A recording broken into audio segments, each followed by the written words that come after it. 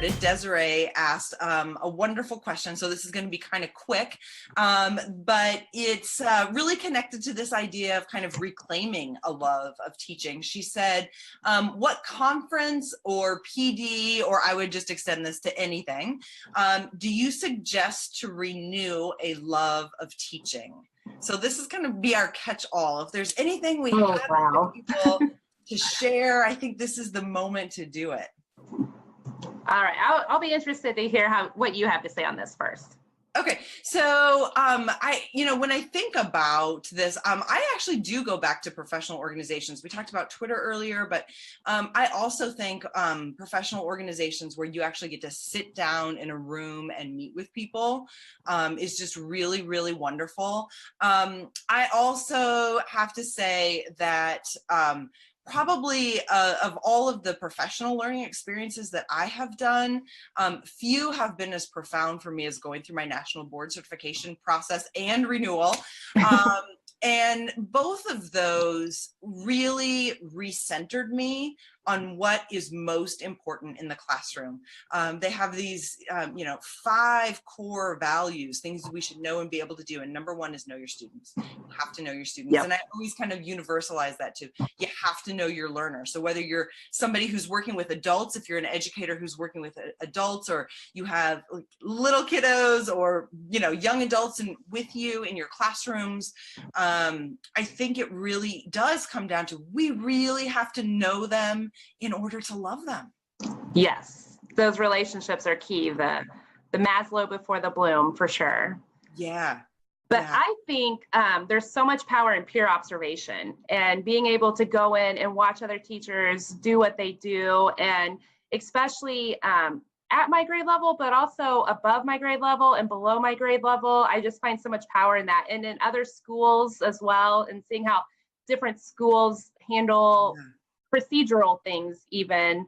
Right. And so I just find so much power in learning from others and getting to watch them craft a beautiful lesson and deliver it, and seeing similarities and differences between how I would do it and how they did it. And I really love taking advantage of peer observations. Absolutely. And that just kind of, is the thread that's run through this whole conversation tonight. That we love teaching because we're not isolated. When we feel isolated, we're more likely to start to lose some of that. And then it comes back to reconnecting with the people who are going to energize us in order to get us back to that state.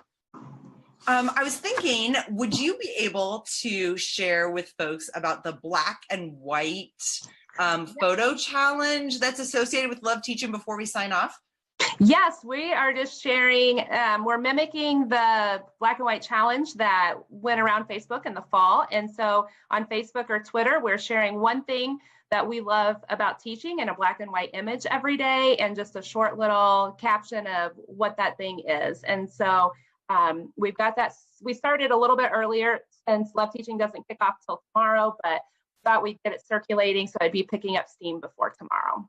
That's perfect. So folks can go and look for that on Facebook, certainly on Twitter, follow that hashtag Love Teaching, and then just start tagging people. People will tag you and you'll tag more people, and we can just kind of, flood those interwebs with all of these beautiful images of things that we love about teaching.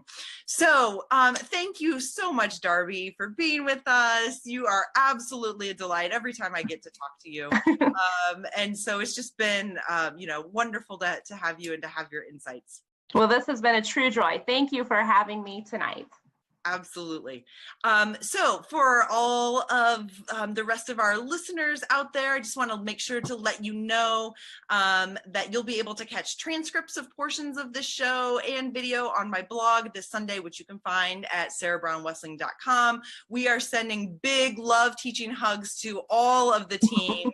at Teacher to Teacher, who just, passionately supports all of the work that teachers are doing to stay connected to each other. And you all have heard me say it many times before, but questions, not answers, create the best spaces for learning. So keep those questions coming. You can submit them to us via Facebook, Twitter, or on the Ask Sarah tab of my webpage, which you can find at sarahbrownwesling.com. Thanks, Darby. Thanks, everybody. Thank you.